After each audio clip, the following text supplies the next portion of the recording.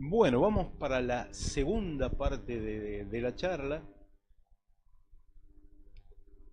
Eh, a veces algunas de las cosas más interesantes surgen entre una charla y otra o después de la charla y uno entiende que muchos de ustedes tienen los mismos problemas que uno a veces tiene sobre eh, cuando el anestesiólogo no cumple con cosas que claramente debería cumplir o tiene manejos que hoy en día están totalmente fuera de lo que el sentido común actual o el conocimiento actual manda que debería hacerse. Pero esos son problemas comunes a todos. Creo que la solución para eso es fundamentalmente la educación y discutir los casos. Bueno, estamos en desacuerdo, hagamos un Ateneo y presentemos la bibliografía y discutámoslo y pongámonos de acuerdo y a partir de ahí hagamos lo que tenemos que hacer o lo que nos ponemos de acuerdo en hacer. Claro, a veces uno discute con el dueño del servicio y es problemático, pero uno tiene que insistir y perseverar.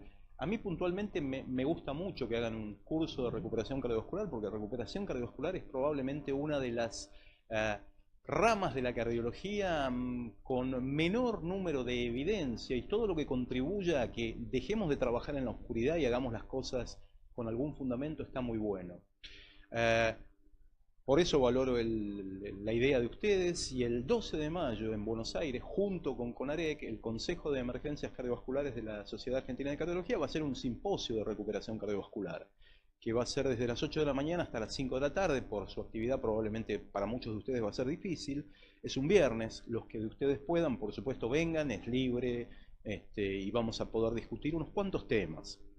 El otro punto es que me dieron la oportunidad de hablar de dos temas y probablemente de dos de mis temas favoritos, vasoplejía y ahora bajo volumen minuto. Creo que con infarto perioperatorio probablemente deben ser mis tres temas favoritos, así que vamos a tratar de que se aproveche. En este caso, síndrome de bajo volumen minuto, tampoco tengo algún conflicto para declarar.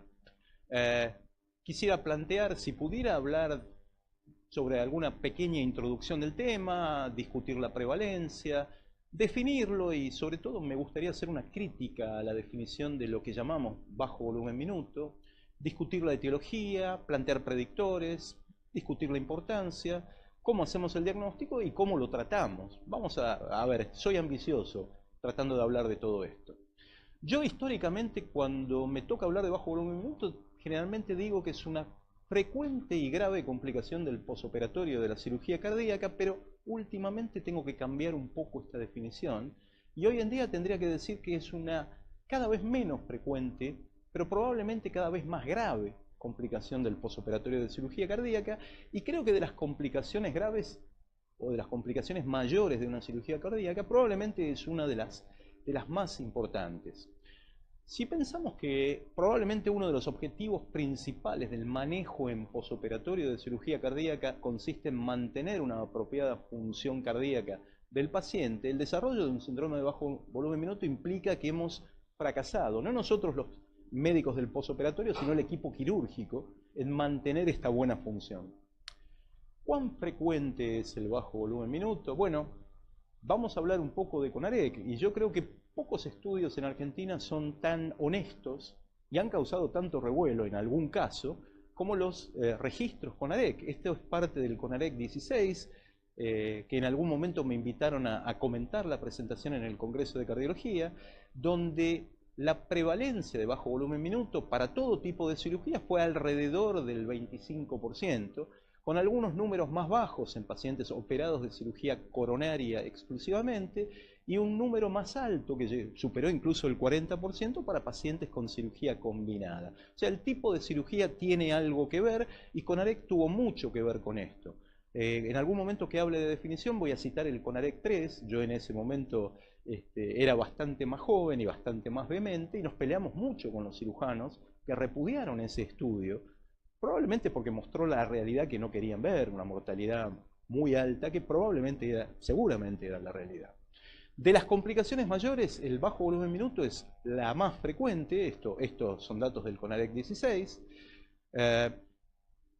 y la duda es, esto es del año 2010, esto es de Argentina, los números serán parecidos en otros lugares del mundo. Bueno, En números americanos, una comparación de los trabajos de bajo volumen minuto, sí hay buena bibliografía para respaldarse. Algarni es uno de ellos, lo voy a citar varias veces en esta charla, y él lo que hace es tomar un número muy grande de pacientes, casi 25.000 pacientes, y compara, los divide por épocas, y encuentra que la prevalencia de bajo volumen minuto era alrededor del 10% a comienzos de la década del 90, y disminuye más de 3 veces a comienzos del siglo XXI, los primeros 5 años los segundos 5 años de la década, entre 2005 y 2009, es del 2,4%, con lo cual la prevalencia de bajo volumen minuto parecería estar disminuyendo, por lo menos en Estados Unidos.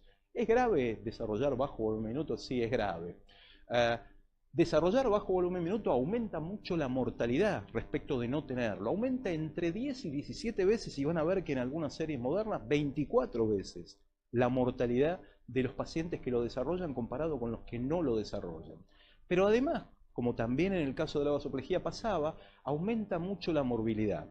Este probablemente es un trabajo clásico de bajo volumen minuto, predictores de bajo volumen minuto, de Rao, un trabajo que ya tiene 20 años, pero que todavía los predictores siguen mayoritariamente siendo los mismos.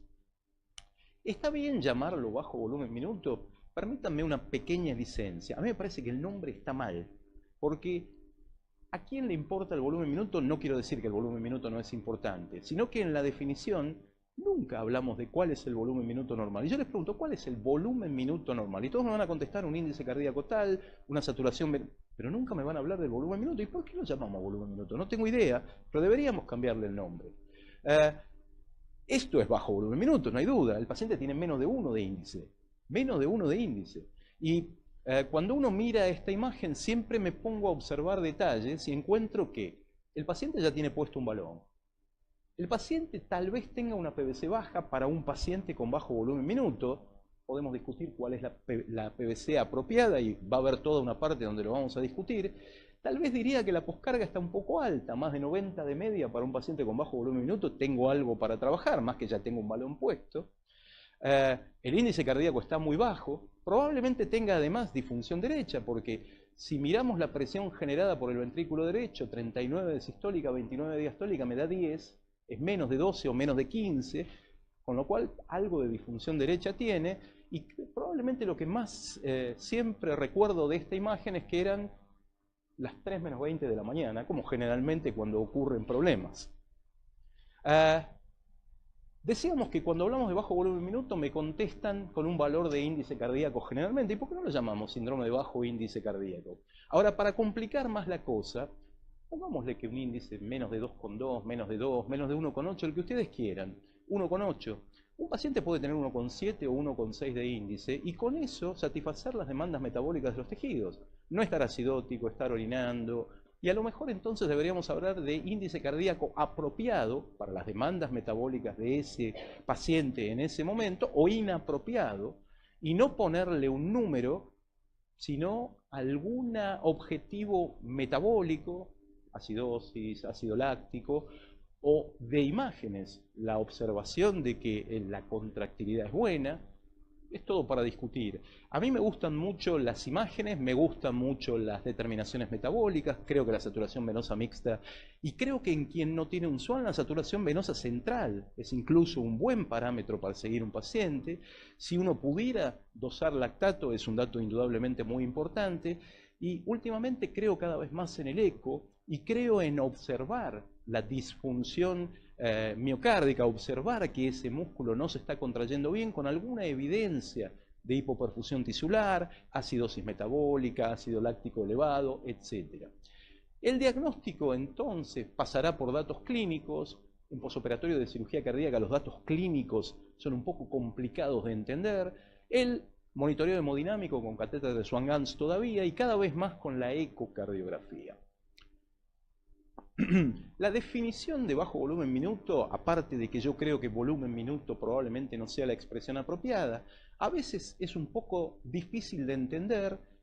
Algunas veces utiliza parámetros clínicos, algunas veces utiliza parámetros hemodinámicos. Yo mismo he hablado de esto.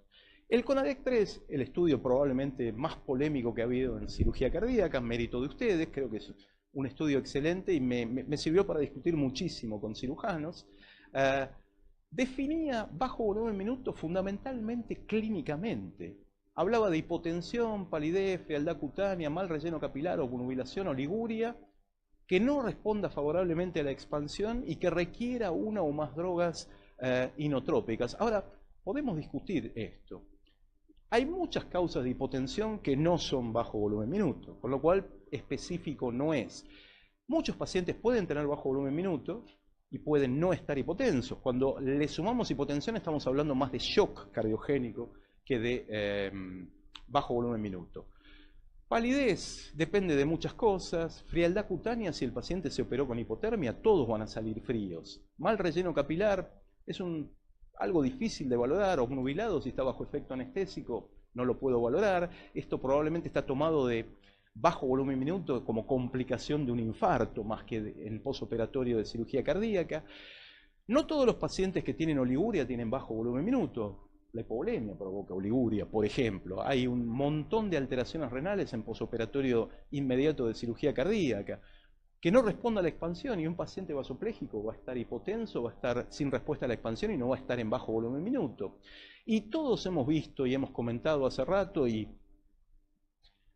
vamos a seguir viéndolo por mucho tiempo, que muchos pacientes en posoperatorio vienen con drogas inotrópicas sin necesitarlas, con lo cual el criterio de uso o no de inotrópicos también puede ser bastante discutible. Obviamente, si realmente lo necesitara, este punto sería correcto.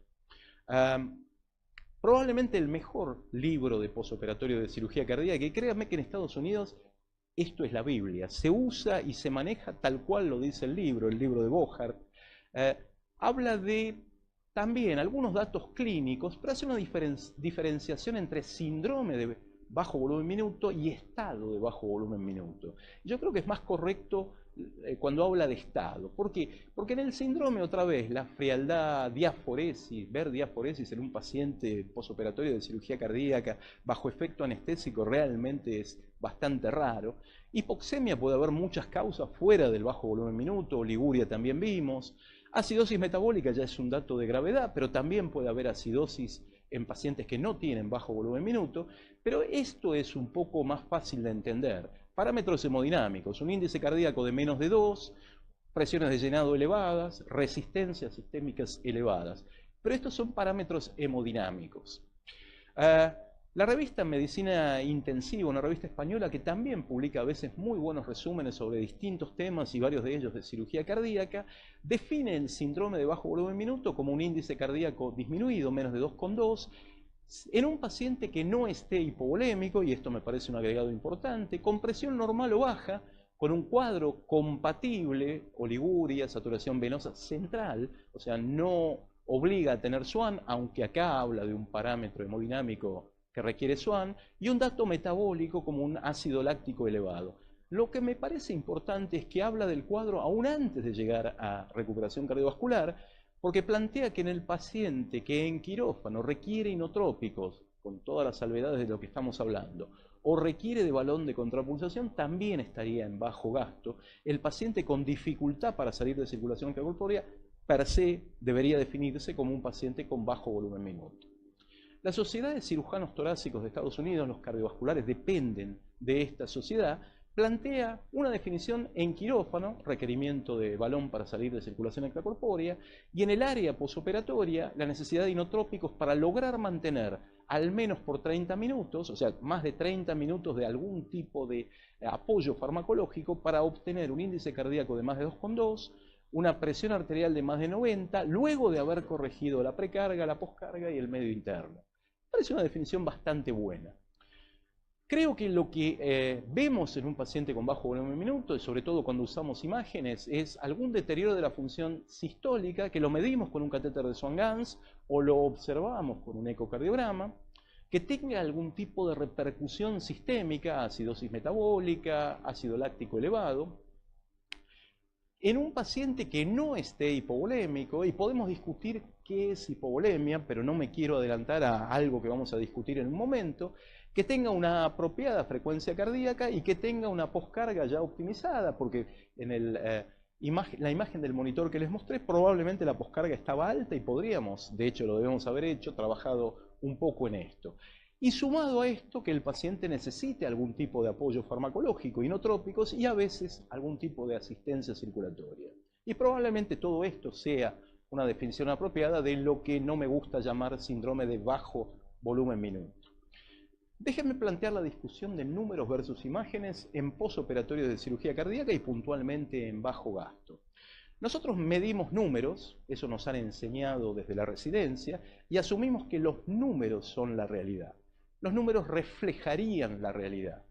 Y dentro de eso caemos en un dogma. Dogma sería una creencia casi religiosa, y en medicina emplear criterios de fanatismo es un poco difícil. Y dentro de este dogma nos enseñaron que un paciente con presiones bajas está hipovolémico y que un paciente con presiones altas no lo está. Entonces es fácil tratar al paciente con presiones bajas con volumen porque está hipovolémico. Y nos han enseñado a medir presiones, a ver el catéter de Swan-Ganz, incluso dispositivos más complejos que nos miden, a veces en forma continua, todo esto. Y hemos desarrollado un culto del catéter de Swan-Ganz o de alguna forma de monitoreo hemodinámico, pero esto ha llevado directamente a veces hasta el abuso. El uso del catéter de Swan-Ganz ahora está en retroceso, pero en algún momento adquirió características epidémicas y algunos estudios que demostraron que la mortalidad de los pacientes con catéteres de Swan-Ganz era mayor que la de pacientes sin empleo de catéter de Swan-Ganz, si bien hay mucho para discutir con ello, llevó a algún cuidado e incluso al pedido de una moratoria, de no usemos más catéteres de Swan-Ganz, que en algún momento se discutió. Yo creo que a veces nos abusamos. Fíjense este paciente. Ahora fíjense bien en este paciente. ¿Cuántos catéteres de Swan-Ganz tienen? Es una imagen muy curiosa que una vez vi, después les explico por qué. Porque uno de los catéteres de Swan-Ganz era un catéter de Swan-Ganz con marcapasos, con lo cual el paciente estaba dependiente del marcapasos y no podíamos correrlo y no nos permitía medir, entonces le pusimos otro para medir, pero me pareció realmente una imagen muy, muy elocuente del abuso de uso del catéter de Swan-Ganz. Hay quien se opone, y uno de los argumentos más duros que tienen en contra del catéter de Swan-Ganz o de la medición con presiones, es que realmente la medición con presiones no refleja el estado de volumen del paciente. Probablemente uno de los más fanáticos en este tipo de tema es Paul Marik, quien hizo una revisión de una serie de estudios, un metaanálisis de 24 estudios que incluyó 800 pacientes y analizó el poder predictivo de las presiones de llenado para definir el estado de volumen del paciente y además la respuesta al volumen. Y él encontró que las presiones solamente tenían un valor predictivo del 51% y dice en el artículo, exagerando, tienen una moneda al aire y tienen la misma chance de definir si al paciente le falta o no volumen que si le ponen un catéter de Swan-Ganz.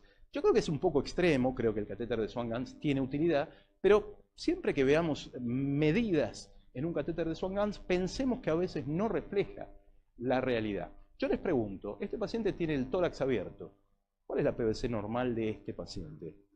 Este paciente tiene el tórax abierto, son todos posoperatorios de cirugía cardíaca. ¿Cuál es la PVC normal de este paciente?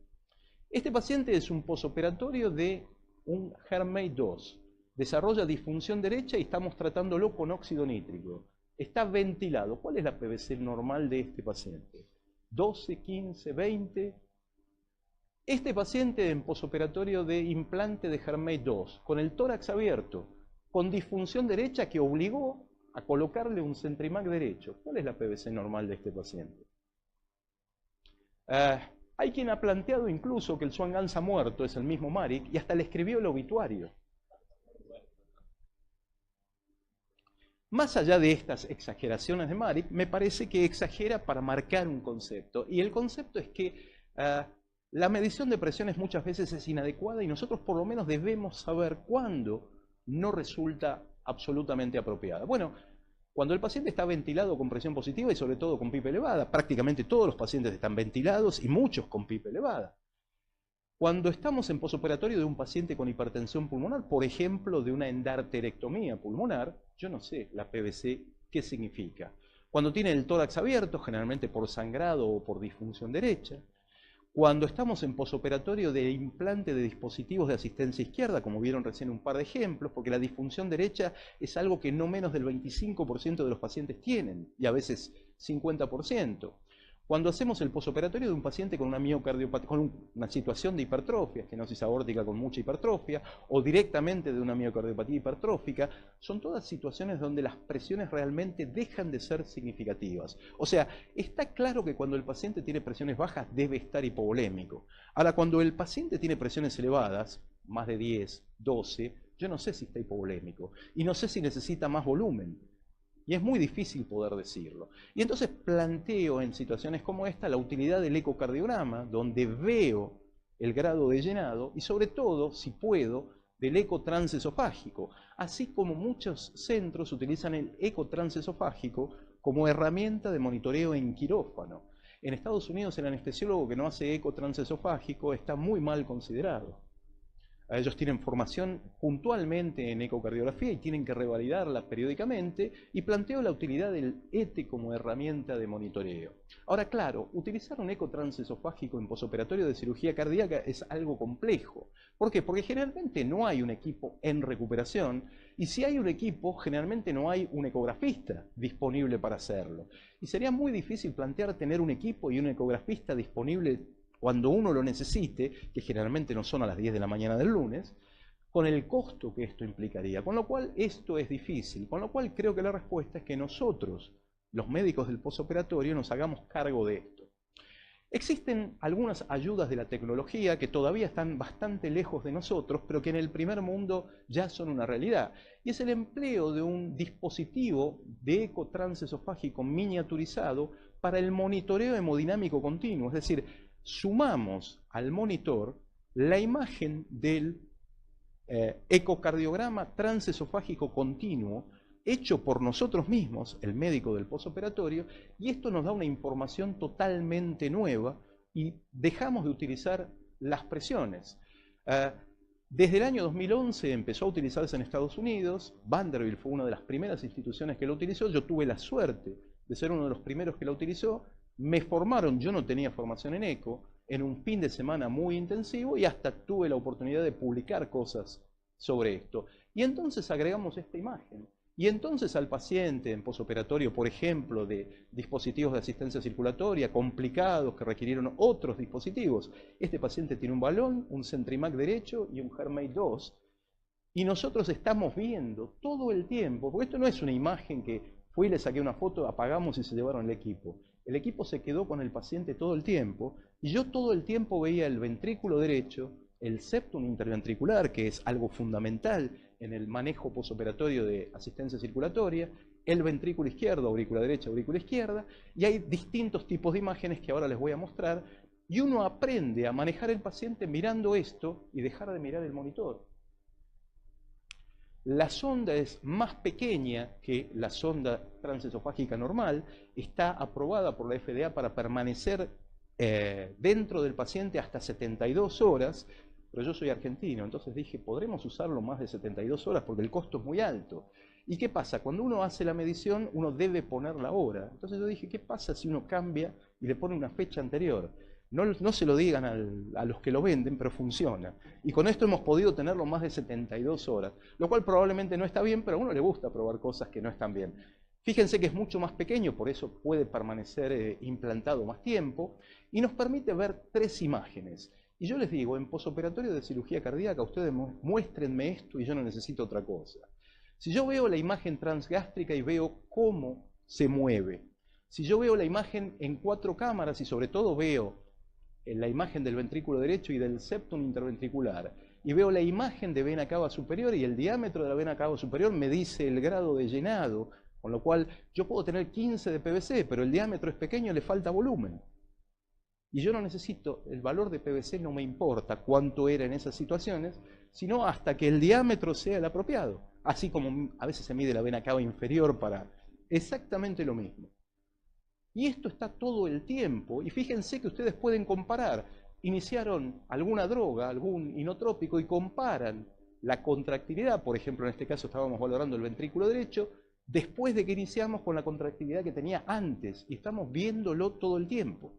Otro dispositivo de asistencia complicado con falla derecha y con insuficiencia renal. Pero después anduvieron bien, ¿no? Al principio realmente fue un poco difícil. Pero esto realmente ayudó mucho. Este es otro paciente con un dispositivo de asistencia, con un HeartMate 2, con disfunción derecha, tiene el tórax abierto aunque no se ve, acá está la sonda transesofágica, y este paciente además se paró y estamos haciéndole hipotermia. Está a 32 grados y algo. Y estamos valorándolo con eco todo el tiempo. Volvamos al tercer mundo. ¿Qué causa síndrome de bajo volumen? Lamentablemente, pero es la realidad. ¿Qué causa síndrome de bajo volumen minuto? Bueno, probablemente una de las causas más frecuentes es un evento isquémico. En un paciente coronario es fácil pensar en un evento isquémico. Ahora, ¿qué pasa en el posoperatorio de un paciente que no es coronario? Paciente con un reemplazo de válvula aórtica con coronarias normales, que sale con supradesnivel del ST y bajo volumen minuto. Bueno, probablemente algo que ayuda mucho es la coronariografía posoperatoria y, por ejemplo, en este reemplazo de válvula aórtica con coronarias normales, el cirujano tuvo algún problema técnico y el tronco se llevó a algún puntito y además lo pudimos corregir con una angioplastia y quedó realmente muy bien. Obviamente, primero, ya en quirófano, el eco transesofágico empezó a mostrar un deterioro de la función ventricular y esto los hizo ir directamente a la sala de hemodinamia sin pasar por recuperación cardiovascular, donde hubiéramos tenido que hacer el diagnóstico y ponernos a pensar en un paciente con coronarias normales, ¿qué diablos le pasó? Hubiéramos pensado en embolia, en aire, en calcio, pero no hubiéramos pensado en esto. Es otro tema, es bajo volumen minuto, es isquemia posoperatoria, pero la coronariografía posoperatoria en estos pacientes es clave, sobre todo para mostrar al cirujano cuál es el problema. Mala protección. Bueno, este es un tema muy complicado de entender, cómo medimos la mala protección, pero esto es más frecuente en pacientes que tengan ventrículos hipertróficos, miocardiopatía hipertrófica, estenosis aórtica, o en pacientes que han tenido cirugías largas o extremadamente largas, sobre todo la protección del ventrículo derecho. Obviamente el paciente con mala función ventricular preoperatoria es bastante esperable que haga bajo volumen minuto en posoperatorio. Desarrollo de un gradiente dinámico, un paciente con reemplazo de valvular aórtico, hipertrófico, en el cual los inotrópicos no solo no deben usarse, sino que deben contraindicarse, y el tratamiento es suspender los inotrópicos e incluso pensar en usar beta bloqueantes, pero para esto hay que ver la imagen de un eco con este gradiente con algunas características. Ventrículos hipertróficos, sobre todo si el paciente está hipovolémico, si está taquicárdico, si le quedó chica la prótesis valvular. Y venimos usando inotrópicos y con altas dosis de inotrópicos el paciente no solo no mejora, sino que empeora. Pensar en el gradiente dinámico. Falla diastólica, otra situación difícil de definir en posoperatorio. La falla del ventrículo derecho, y probablemente dos situaciones donde hay falla del ventrículo derecho es el trasplante cardíaco o el implante de dispositivos de asistencia izquierda. Un problema en la revascularización de la coronaria derecha o la no revascularización de la coronaria derecha también debería hacer pensar en la posibilidad de falla derecha. Alteraciones de la frecuencia, que el paciente tenga una bradiarritmia real o relativa. Muchas veces un paciente tiene un marcapasos definitivo y está seteado a 60, lo cual está muy bueno para su vida diaria, pero por ahí en posoperatorio de cirugía cardíaca, 60 no le alcanza y simplemente lo que hay que hacer es llamar al técnico o uno, reprogramar el marcapasos a 80 o a 90 hasta que el paciente esté en el tercer o cuarto día posoperatorio. Cosas que a veces resuelven el problema. O que esté muy taquicárdico y sobre todo si ha perdido la sincronía auriculoventricular si la tenía. Revertirlo, si esto es posible, puede ayudar a resolver el problema. Muchas situaciones metabólicas, la acidosis, la hipercapnia, la anemia, pacientes en posoperatorio de implante de dispositivos de asistencia circulatoria izquierda son tremendamente lábiles, sobre todo a la hipercapnia, por la disfunción derecha que los mata rápidamente.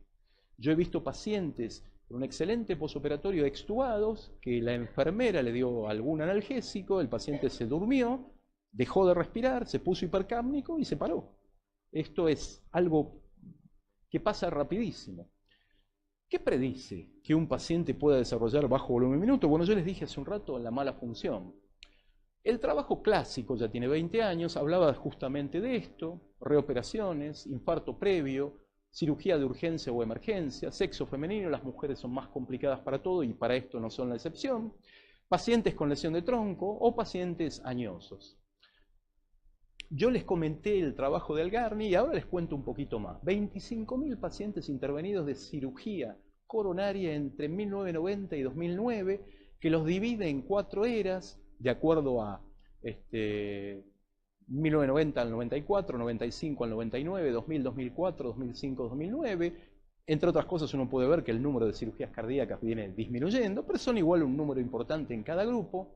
Y lo que ve es que la prevalencia de bajo volumen minuto por cada factor de riesgo considerado disminuye. Es decir, uno ve menos bajo volumen minuto en pacientes reoperados, menos bajo volumen minuto en pacientes que se operaron de emergencia, menos bajo volumen minuto en pacientes añosos, menos bajo volumen minuto en pacientes con mal ventrículo, menos bajo volumen minuto en la era más reciente en mujeres. Con lo cual podríamos decir que estamos mejor.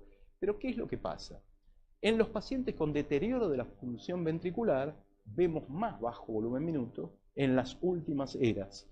O sea, el problema es el paciente con bajo volumen minuto. ¿Y por qué? Porque cuando analiza el perfil de riesgo del paciente con bajo volumen minuto, con deterioro de la función ventricular preoperatoria, observa que estos son cada vez más frecuentemente en la última era añosos, con infarto previo, con insuficiencia cardíaca previa, con lesión de tronco previo o con shock previo a la cirugía. Si bien no es significativo, hay una tendencia a que, o sea, están más graves los pacientes, son más graves los pacientes que además tienen baja fracción de eyección, pero no solo por esto, sino por el resto de las comorbilidades o factores de riesgo que estos pacientes tienen. Hace un rato yo les dije que era importante, ahora voy a ponerle algunos números un poquito más claros. Yo les dije que aumentaba 17 veces la mortalidad y fíjense que en la serie moderna aumenta 25 veces la mortalidad el paciente que desarrolla bajo volumen minuto respecto del que no la desarrolla. Pero no solo se mueren más, están más tiempo internados en hora crítica, en rojo son los que desarrollan bajo volumen minuto, en amarillo los que no, en todas las eras, están más tiempo ventilados, están más tiempo internados en el hospital y tienen un aumento notable de los costos. O sea, aumenta la mortalidad, pero también aumenta la morbilidad y aumenta los costos. ¿Cómo se trata esto? Bueno, yo creo que hay una primera serie de preguntas y hay una segunda serie de preguntas. Nosotros rápidamente vamos a la segunda, pero para pasar a la segunda tenemos que tener claro que la primera está completamente resuelto. La precarga es apropiada con todo lo difícil que es decirlo, la poscarga es apropiada, la frecuencia cardíaca es apropiada, la sincronía auriculoventricular es apropiada, el medio interno está corregido. Ustedes se ríen, pero yo he sido residente, he sido médico de guardia muchísimos años, ahora tengo la suerte de verlo desde el otro lado, y yo me enojo mucho cuando me llaman, no me molesta que me llamen, pero me llaman para decirme que un paciente está en bajo gasto y discutir qué inotrópico ponerle cuando, por ejemplo, el paciente está hipovolémico, o está hipertenso, o está con una FA de alta respuesta, o está bradicárdico. Yo siempre le digo a los residentes cuando doy esta clase, esto lo resuelven ustedes. Si esto está resuelto, llámenme para discutir la segunda parte. Y creo que es así. Cuando todo esto está resuelto, pasemos a discutir la otra parte. Y empecemos por inotrópicos. Otra vez, como en pocas cosas, el uso de inotrópicos en general, no solo en cirugía cardíaca, está basado en bastante pobre y poca evidencia científica. De hecho, en el Consejo de Emergencias hemos hecho un registro que intentamos iniciarlo como registro de drogas inotrópicas y hemos tenido que ampliarlo a drogas inotrópicas y distintos tipos de vasoactivos, pero puntualmente mi corazoncito está puesto en las drogas inotrópicas y de hecho los he invitado y los vuelvo a invitar a participar. Estamos en el último mes de incluir todos los pacientes que podamos que necesiten inotrópicos o drogas vasoactivas, y porque el 15 de mayo sí o sí tenemos que cortarlo para poder hacer el análisis, para poder mandar trabajos al Congreso de Cardiología. De hecho, el año pasado fuimos uno de los 5 estudios candidatos al premio, que no nos lo ganamos, pero igualmente estuvo muy bueno. Y de las pocas evidencias que hay sobre cómo debemos usar inotrópicos en posoperatorio de cirugía cardíaca, está este trabajo de Mebasa, que no es un trabajo muy grande, pero que ofrece algo en qué basarnos. Y dice Mebasa que tenemos 3 opciones para discutir el uso de inotrópicos en insuficiencia cardíaca en posoperatorio de cirugía cardíaca. Y dice, podemos considerar catecolaminas y podemos usar dobutamina o podemos usar adrenalina. A mí me sorprendió al principio, pero la adrenalina se utiliza muchísimo como inotrópico en Estados Unidos, en dosis baja, probablemente porque primero es una droga muy buena y segundo es una droga extremadamente barata.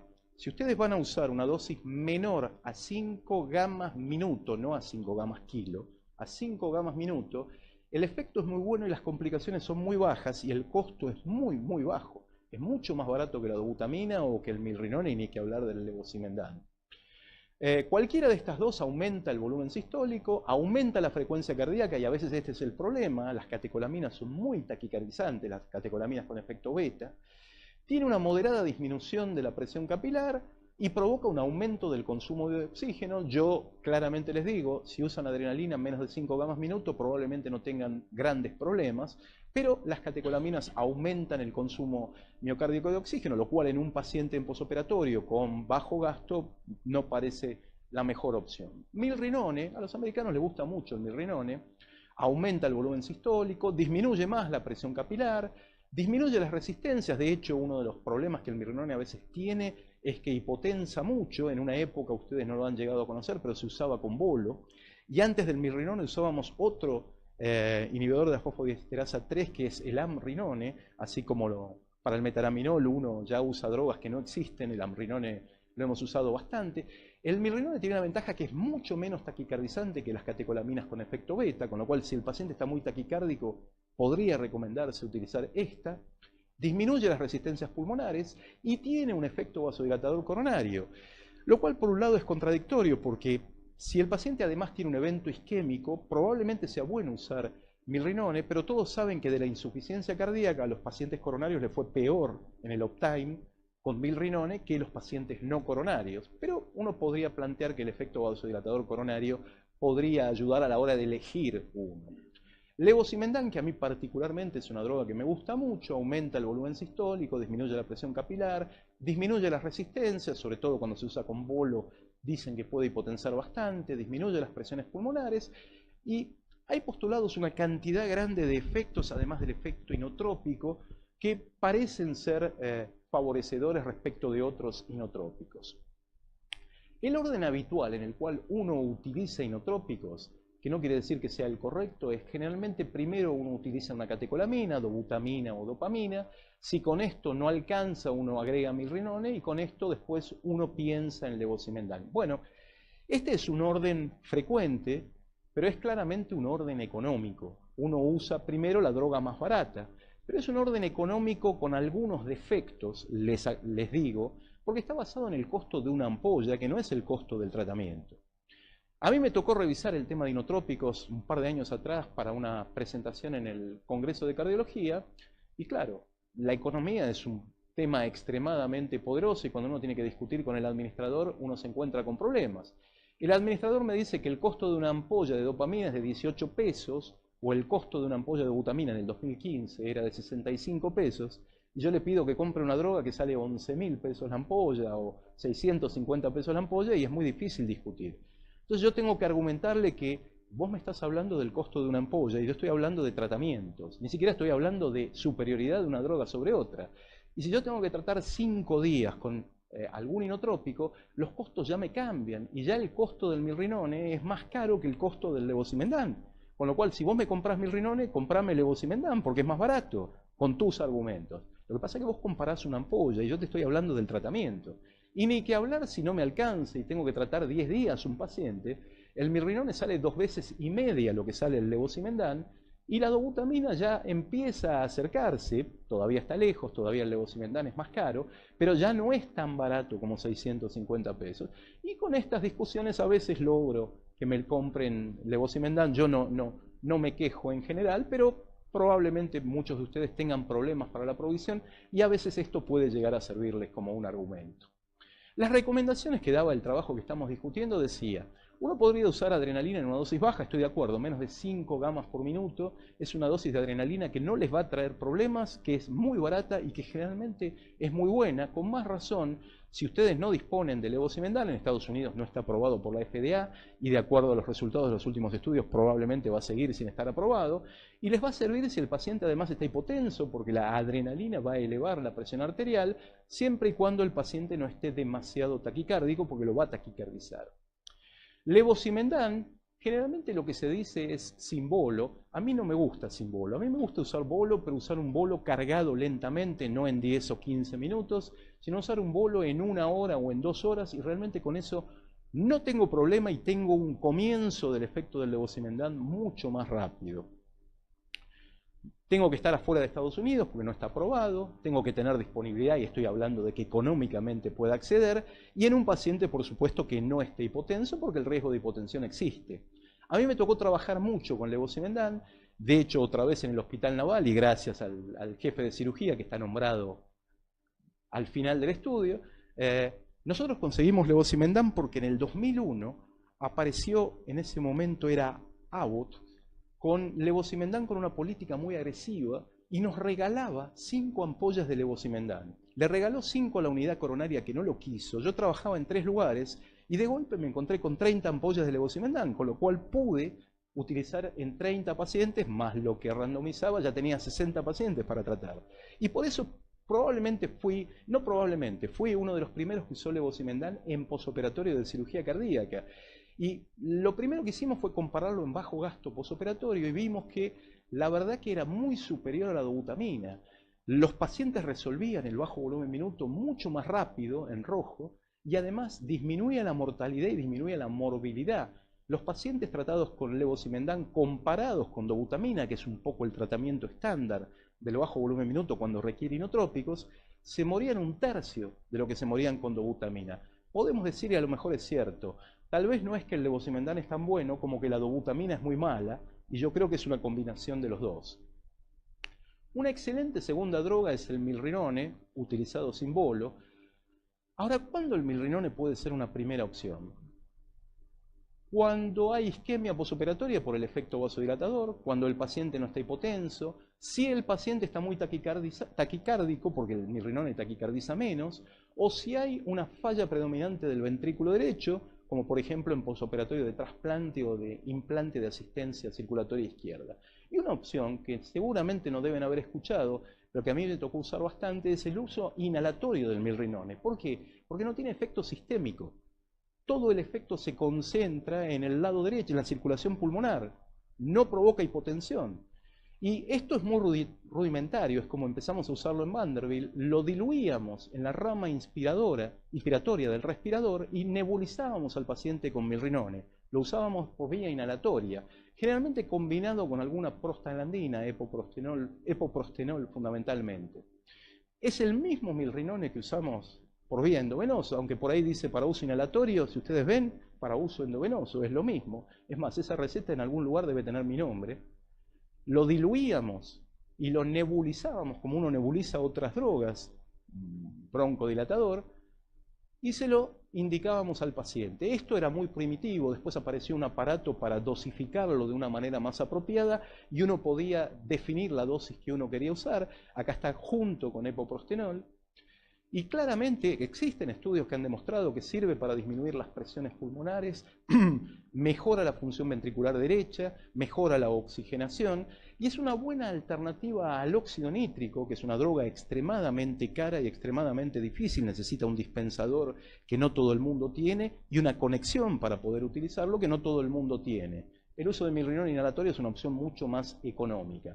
El milrinone inhalatorio provoca vasodilatación pulmonar, disminuye las presiones pulmonares, tiene una vida media corta. El milrinone endovenoso tiene una vida media prolongada, no menos de 6 horas, y esto es un problema, que a veces suspendemos el milrinone, el paciente tiene un buen índice, sacamos el SWAN, nos quedamos tranquilos, 6 horas después el paciente dejó de orinar, se hipotensó, y lo que pasó es que se le acabó el efecto verdadero del milrinone. Siempre el milrinone debería ser una droga que uno suspende antes que otro inotrópico, por la posibilidad de que realmente unas horas después veamos el efecto de la suspensión.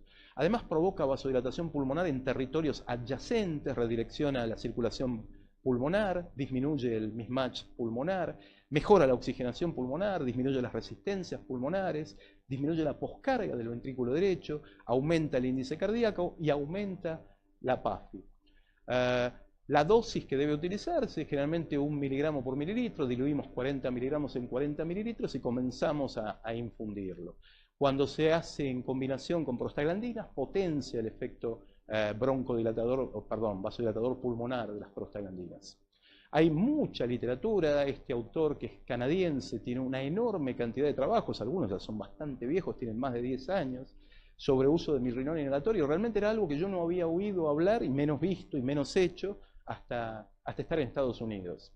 ¿Es algún inotrópico mejor que otro? Uno podría recomendarle, usen tal droga y no usen otro, o usen primero una droga que otro.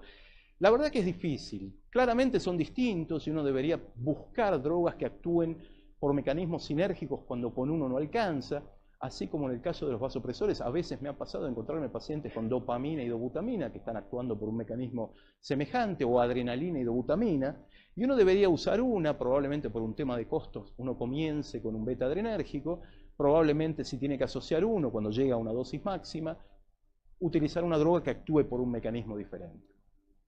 Recordar que actúan en mecanismos distintos, y esto nos permite utilizar mecanismos distintos para mejorar la contractilidad de un paciente. Ahora, a veces los inotrópicos no alcanzan y tenemos que utilizar algún tipo de dispositivo de asistencia circulatoria. La asistencia circulatoria, que es reemplazar la función del corazón por alguna máquina, comprende básicamente una forma de asistencia en agudo, es un tipo de asistencia, y otra crónica, que es el tratamiento de la insuficiencia cardíaca avanzada, que es un tema vinculado a esto y que no se utiliza en el posoperatorio de cirugía cardíaca. Nadie coloca un dispositivo durable en un paciente en shock cardiogénico o en una condición parecida. Primero resuelve la condición y después pensará en el futuro si el paciente puede utilizarlo. Entonces hablemos de los agudos. En los agudos lo que podemos usar es un balón de contrapulsación o algunas formas de asistencia como el ECMO, el Tandem Heart o el Impella, que son formas de asistencia en agudo. Balón de contrapulsación, bueno, este probablemente es el que todos tenemos. Ustedes conocen, es el dispositivo más utilizado. Hace 50 años que utilizamos clínicamente balón de contrapulsación. 1967 fue el primer empleo clínico del balón. El balón es una asistencia pulsátil, es una asistencia izquierda, es una asistencia predominantemente izquierda, es una asistencia en serie, es una asistencia dependiente. ¿Qué quiere decir? Que depende que el paciente tenga algún grado de función ventricular. El ECMO es una asistencia independiente. Uno puede colocarle un ECMO a un paciente en paro, pero no un balón a un paciente en paro, por lo menos si cree que va a funcionar. Y paracorpórea, ¿qué quiere decir? Las asistencias pueden ser intracorpóreas cuando todo el dispositivo está dentro del paciente, o paracorpórea cuando parte del dispositivo, parte del catéter, está afuera del paciente en este caso. Se infla en diástole, se desinfla en sístole. Indudablemente reduce el trabajo cardíaco. Van a leer que incrementa la perfusión coronaria. Esto es muy discutible porque el corazón tiene lo que se llama autorregulación, es decir, que el flujo no cambia dentro de determinados márgenes de presión. Si bien también es cierto que el paciente con enfermedad coronaria, entre otras cosas, pierde la autorregulación. Generalmente el balón puede utilizarse como puente a la recuperación en un paciente que no sale de bomba o que desarrolla bajo volumen minuto posoperatorio para tratar de que se recupere, puente al trasplante, como apoyo circulatorio para algún tipo de procedimiento, angioplastia de alto riesgo, por ejemplo. Dentro de las indicaciones del balón en cirugía cardíaca, el empleo en el síndrome de bajo volumen minuto es una de las indicaciones conocidas. Hay otras, la dificultad para salir de bomba, el empleo preoperatorio en pacientes que tienen alto riesgo preoperatorio, y algunas otras posoperatorias como el infarto posoperatorio o la presencia de arritmia ventricular refractaria. ¿Qué debería recomendarles? Ustedes saben usar un balón. Yo lo que les recomendaría es úsenlo temprano. Cuando uno usa el balón después de que el paciente estuvo 4 días con 20 gamas de butamina y 0,75 de milrinone, probablemente el balón va a poder ayudar poco.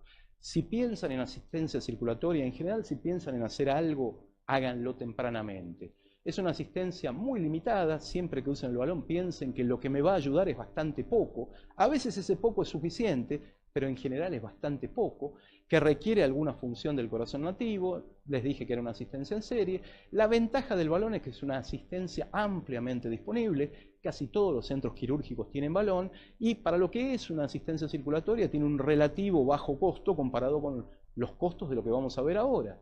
Las asistencias complejas, el ECMO, el Tandem Heart, el Impella, y le agregaría el CentriMac, que es más una asistencia a mediano plazo que a corto plazo, aunque puede utilizarse, y el problema es que el costo es muy superior a las otras.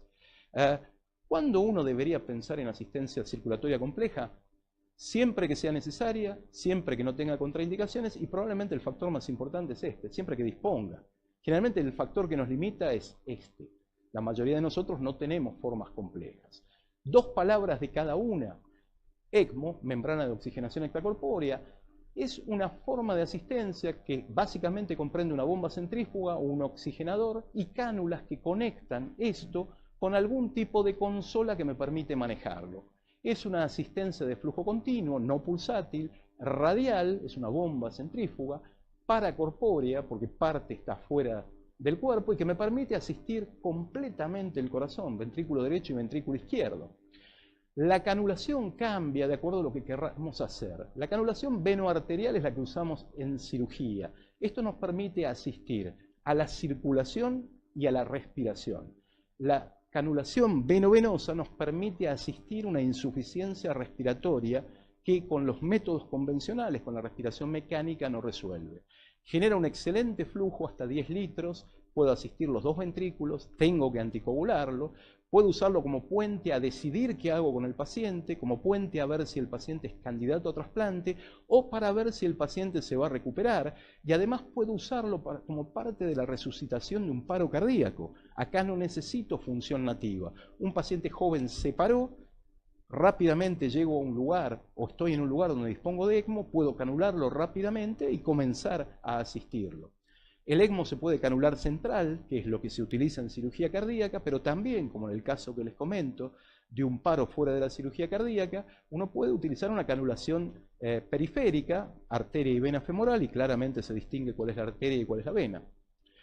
Otro dispositivo que podemos usar es el Tandem Heart, que es otro dispositivo de flujo continuo, radial, no deja de ser una bomba centrífuga evolucionada, que implica un catéter que se coloca por vena femoral, llega a la aurícula derecha y atraviesa el septum interauricular para aspirar sangre de la aurícula izquierda. Esto generalmente requiere que lo haga un hemodinamista, no sé si muchos de ustedes han punzado un septum, yo nunca lo hice, pero esto se utiliza mucho en hemodinamia como apoyo a angioplastia de alto riesgo o a valvuloplastia de alto riesgo. Se implanta por vía femoral y, como les dije, se utiliza como apoyo a este tipo de procedimientos y genera un flujo de más o menos 10 litros. Esta es una imagen de un Tandem Heart, esta es la consola del Tandem Heart. Las consolas de dispositivos de flujo continuo son muy simples, uno básicamente maneja el flujo y no muchas otras cosas.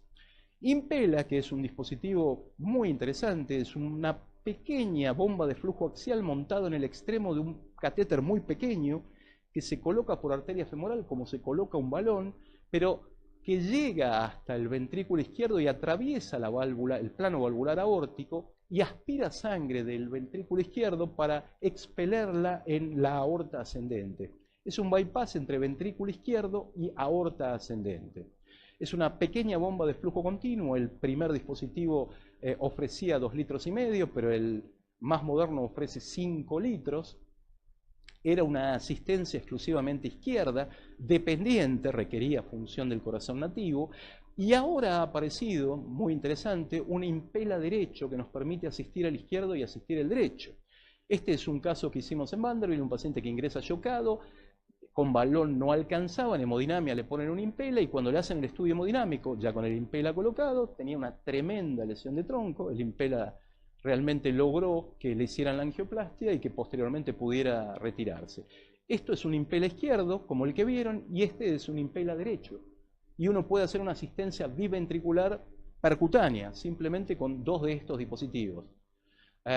CentriMag, que realmente es un dispositivo muy versátil, de otro precio todavía más caro, generalmente está considerada una asistencia a mediano plazo, a corto plazo en agudo son las de menos de 7 días, esta es una asistencia hasta 30 días, genera un excelente flujo, puede hacerse una asistencia izquierda, puede hacerse una asistencia derecha, ustedes vieron en los pacientes con implante de Hermate con falla derecha, o puede hacerse, como en este caso, una asistencia biventricular. Este es el caso de una asistencia izquierda-derecha, la diferencia en el color de la sangre, bueno, right y left también.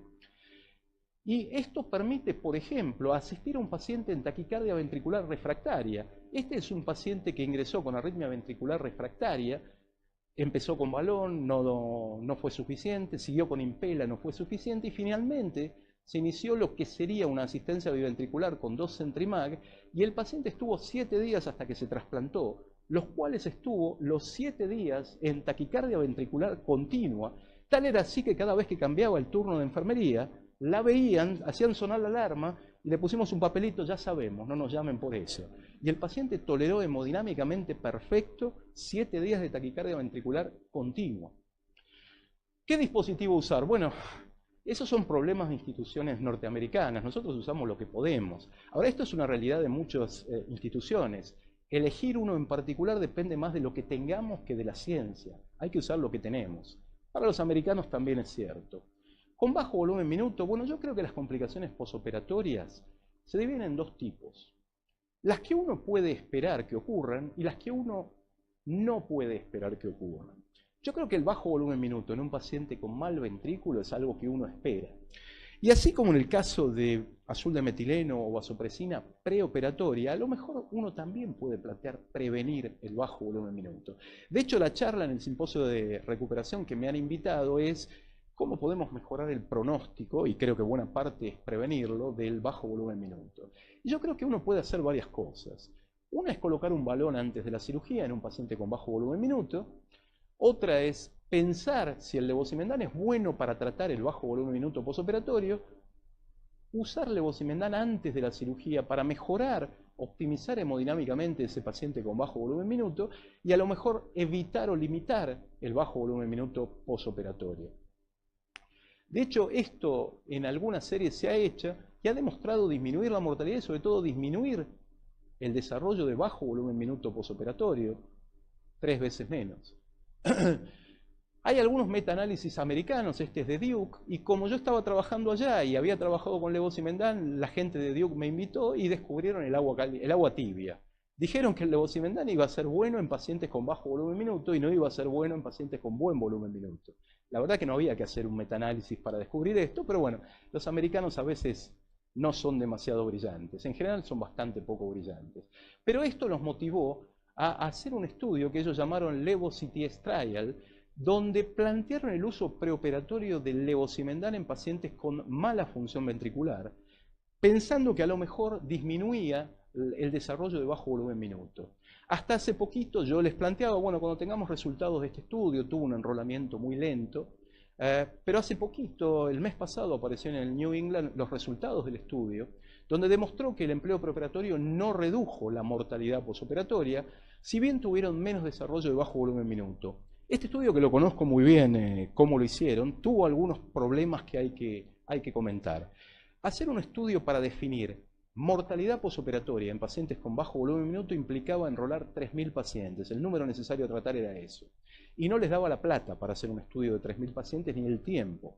Entonces inventaron algo como un endpoint cuádruple donde dijeron, el objetivo es que no se mueran, que no necesiten terapia de reemplazo renal, que no hagan infarto perioperatorio o que no utilicen dispositivos de asistencia circulatoria. Y creo que ahí ensuciaron mucho el tema, que si hubiera sido mortalidad probablemente hubiera sido distinto. De hecho, hay algún dato que la gente del estudio me hizo llegar, donde cuando analizan los pacientes coronarios, que son 2/3 del total, esa es otra crítica, hubo una tendencia a una disminución de la mortalidad posoperatoria. Pero bueno, será para otro estudio. 1/3 de los pacientes que incluyeron no fueron coronarios, y esto también es discutible, porque el levosimendan en pacientes que no sean coronarios no es algo que esté demostrado. Ellos incluyeron 1/3 de combinados o insuficiencias mitrales con mala función ventricular, que probablemente tenían un ventrículo mucho peor. Y además no usaron bolo y comenzaron el levosimendan muy poco tiempo antes de la cirugía. En estudios previos, incluso en alguno propio, el levosimendan lo usamos 24 horas antes de la cirugía. Ellos en promedio comenzaron el levosimendan 20 minutos, 1/3 de una hora, antes de la cirugía. Y probablemente esto tenga que ver con los resultados que no fueron los que esperaron.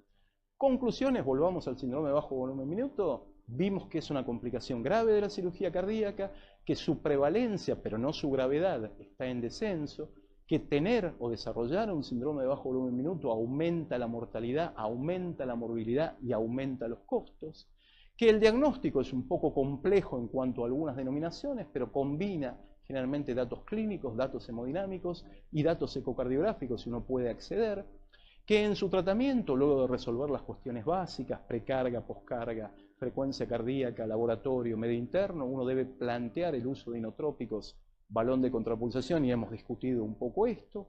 Hay distintas opciones de tratamiento con inotrópicos.